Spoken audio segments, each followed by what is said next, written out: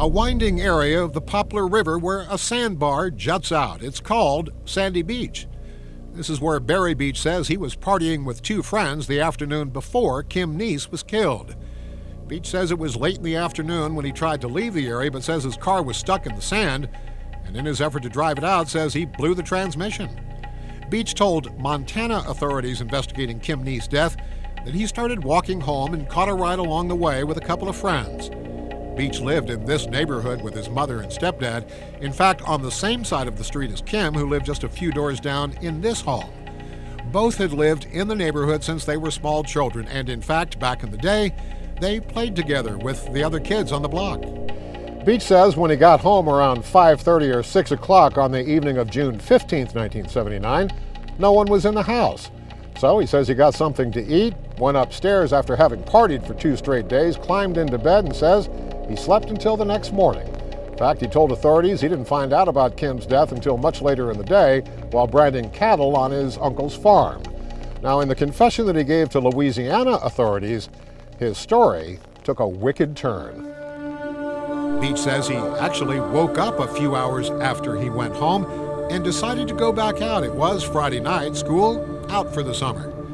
He says he walked down the main drag of Poplar where he saw Kim Nees sitting alone in her daddy's pickup truck at this now burned down Exxon gas station. Beach says it was late at night, and others in town said the same. They saw Kim sitting alone in the pickup truck at the gas station at about 12:30 in the morning.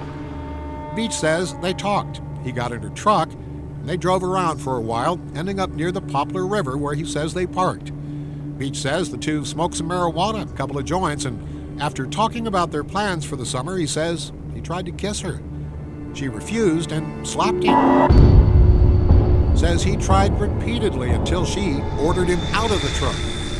Beach says he eventually became angry, and after having been slapped a second time, he punched her. Says Kim fought back.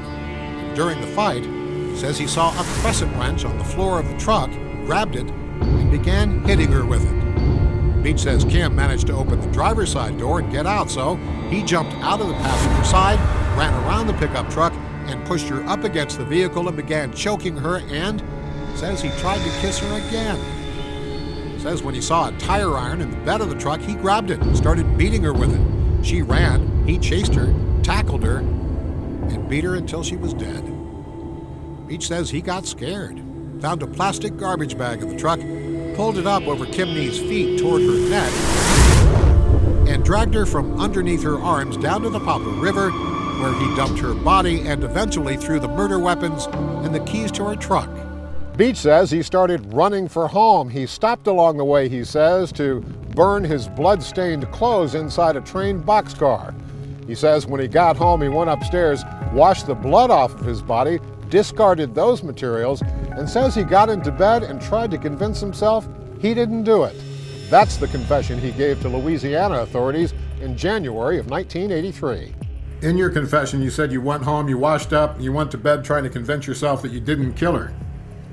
Is it possible you spent your entire life trying to convince yourself you didn't do it? Barry Beach, the confession he says was coerced, this Sunday only on the Color 8 News at 10.